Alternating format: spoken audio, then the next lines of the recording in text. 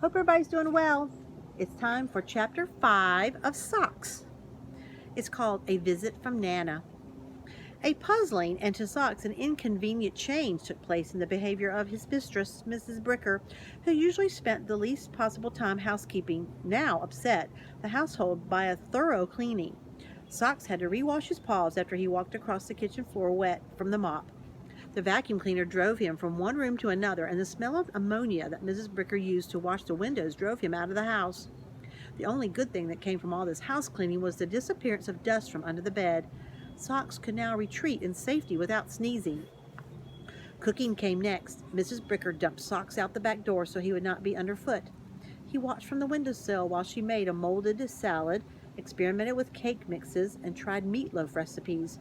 Not long afterward, Mr. Bricker, carrying luggage, walked into the house with a thin, brisk woman whom he now called Mom, but referred to her as Nana. Mr. Bricker's mother had arrived to spend her 2 weeks' vacation visiting her son and his family. Socks could tell right away that Nana was no Mrs. Risley. He sniffed her luggage for a clue to his contents and then turned his back on all the greetings and washed himself. Exclamations of Nana's precious as a big boy. Yes, he is. And he looks just like his father when he was the same age, bored Socks. Nana, unlike Mrs. Risley, did not understand the importance of a cat. After Mr. Bricker's mother had admired her grandson, given the family presents, and been taken on a tour of the house, she said, "Bill, didn't know you kept a cat." Socks sensed all eyes were on him and looked up from his washing.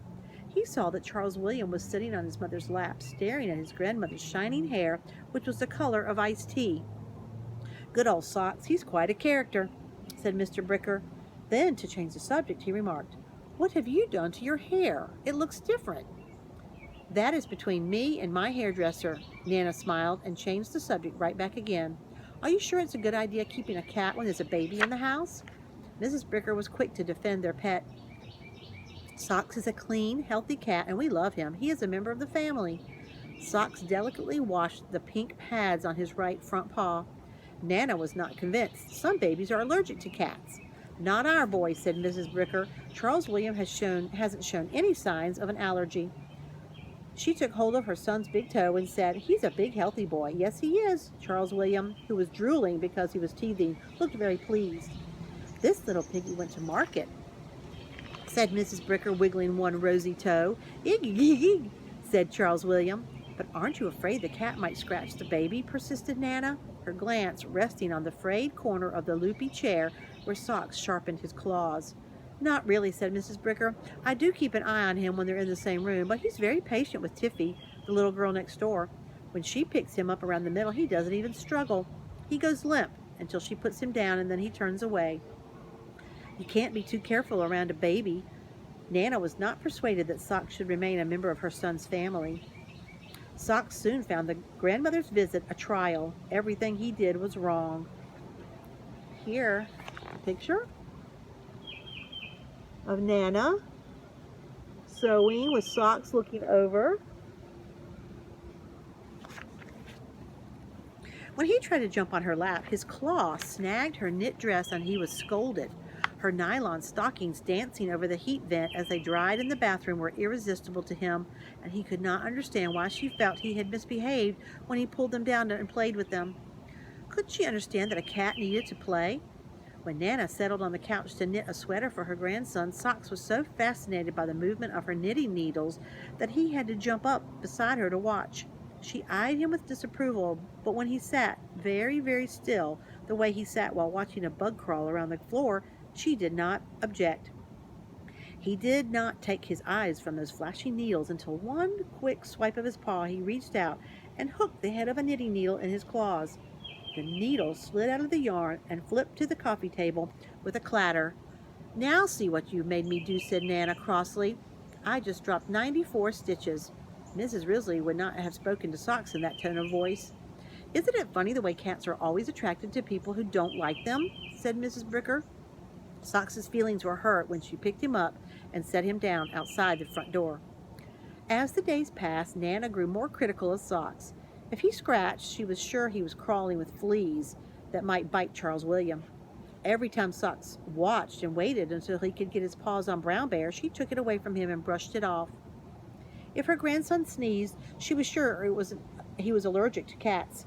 She was constantly brushing cat hair off the couch, and one evening she plucked a cat hair out of her salad. She was polite, though, and she did not call attention to it, but the Brickers noticed. Nights were hardest of all. Because the Brickers' house was so small, Nana had to sleep on the couch in the living room while Socks, who considered the couch his bed, was shut in the laundry room. Socks resented this arrangement. Every evening he complained himself hoarse, even though Mr. Bricker interrupted the conversation in the living room to shout, "Socks, be quiet." Socks lay yowling on the hard floor and groped under the door with his paw. He sat up and threw his shoulder against the door. When nothing, absolutely nothing, would free him, his last act before settling down on the sweatshirt was to plow kitty litter over the floor so someone would have to sweep it up in the morning. Socks became so discouraged that each night he yowled less and sulked more, until one moonlit night when the household had settled into silence. The laundry was so light that Socks was restless. He jumped out of his box, extended his paws as if he were bowing, enjoyed a good stretch, and then threw his shoulder against the door, which this time surprised him by silently opening enough for a cat to walk through. Socks was free. He padded through the kitchen and dining room to the living room, where Nana was asleep. The pupils of his eyes widened in the dim light, and as he was about to spring up on the blanket beside her, he noticed her suitcase lying open in the corner of the room. Nana had not understood his curiosity about her luggage and had not allowed him to look inside. Socks trotted across the carpet and, after a cautious sniff, stepped into the suitcase. A nylon slip felt smooth to his paw pads and much softer than the old sweatshirt. Socks was about to use the suitcase for a bed when a ghostly object looming on the desk caught his attention. He stood motionless, staring up at something white gleaming in the darkness. When it did not move, he could not smell it. He sprang to the top of the desk to investigate. There he discovered an astonishing thing: Nana's hair. There, in the midst of Mrs. Bricker's books and papers, sat the hair on a faceless white head. He had never seen a sight in his life. His head cocked to one side. Socks patted the soft fibers with a curious paw. He was fascinated. He patted with the other paw. Here was something to play with, and Socks was lonely for play. With extended paws, Socks hooked the hair from the styrofoam head and batted it along the edge of the desk to the floor.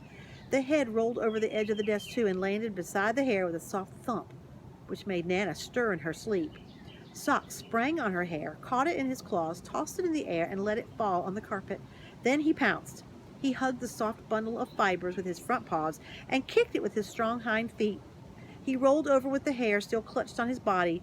With his movements muffled by the carpet, he tussled and scuffled and wrestled. He dropped the hair, hid behind the chair, and pounced again. He pretended to ignore it before he surprised it by catching it in his claws and tossing it into the air. Oh my goodness, let me show you this picture. Here's a picture. See Nana sleeping on the couch? And Socks is playing with the hair. I guess it's her wig. That is funny. Finally, Socks grew bored with the game. Nana's hair would not fight back. He dropped it in a patch of moonlight and settled for the night on the nylon and lace in Nana's suitcase. The next morning, Socks was awakened by Nana groping for her bedroom slippers. The hair on her head, her second best hair, was shorter and grayer than the hair on the carpet. Socks yawned so hard that his ears lay back, and his pink tongue stretched out of his mouth.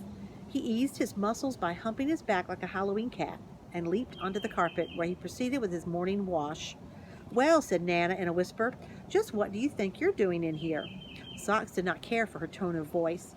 He paused long enough to give her an insolent look, as if to say, "I belong here and you do not," before he continued, licking his fur. Soon he turned his head away from Nana to reach the difficult spot behind his shoulder.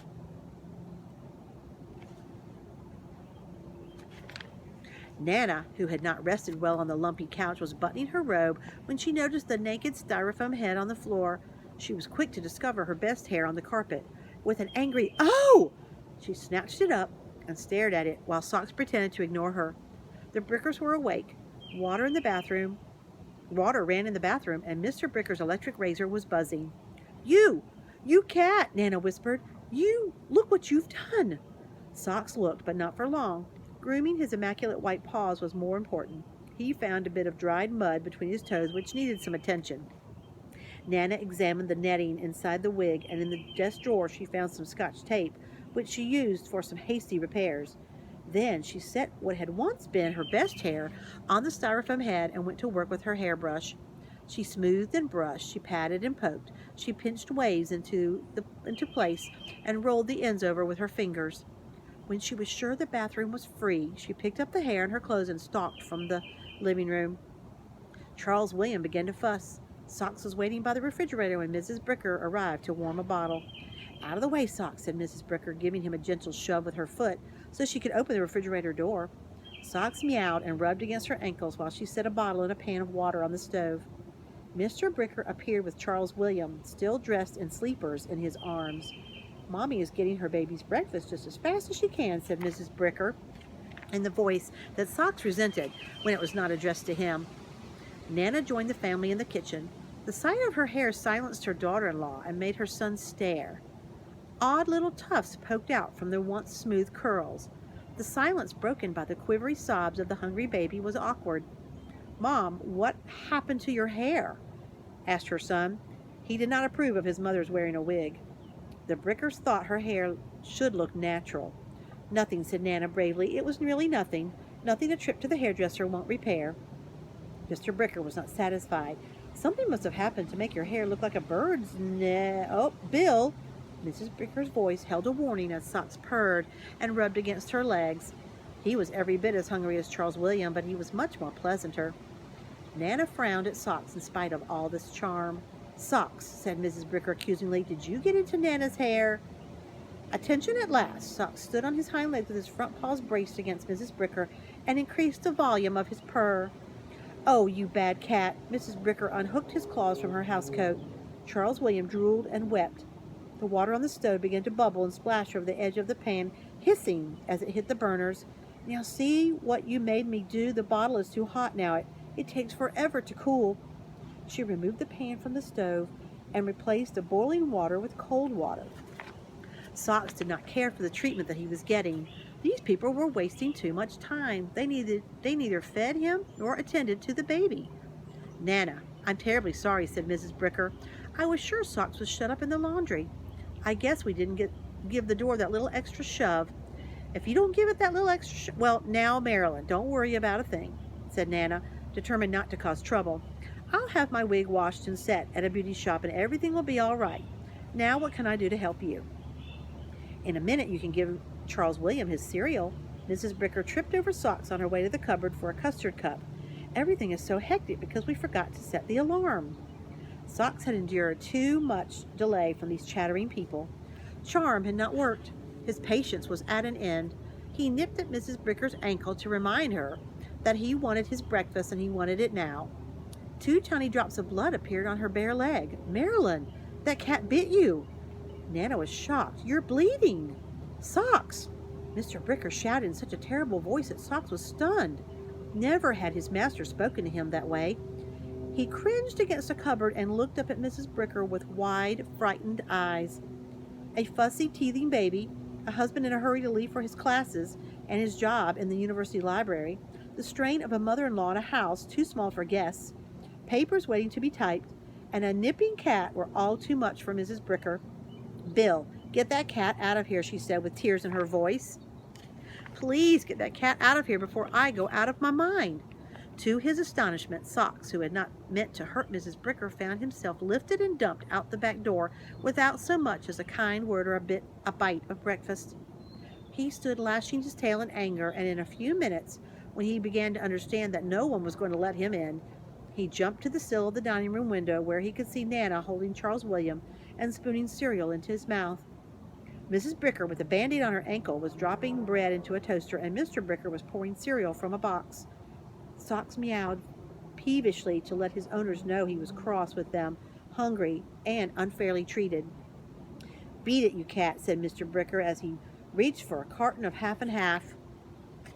We can't have a cat that bites in this house.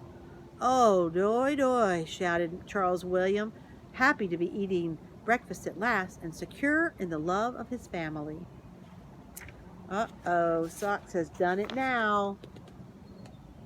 They threw him out of the house. Oh boy, what's going to happen next? Stay tuned for the next chapter. Have a great day.